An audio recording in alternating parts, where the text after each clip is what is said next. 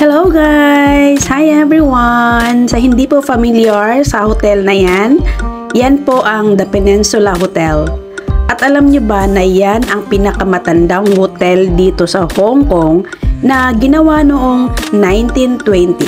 At ito pa, mamamangha kayo dahil hindi isang Chinese or hindi isang Englishman ang founder or nagtayo ng hotel na yan. Alam niyo ba kung sino at kung ano ang nationality nila?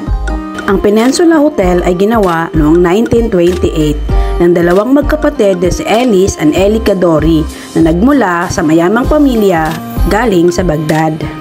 Hi! Andito ako ngayon sa Tsim Sha Tsui at yung nakikita niyo sa aking likod ay one of the most expensive and one of the oldest hotel in Hong Kong, the Peninsula Hotel.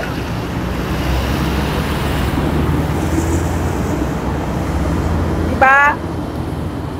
Apaka-European ang style niya at lumang-luma na yan pero ang ganda pa rin.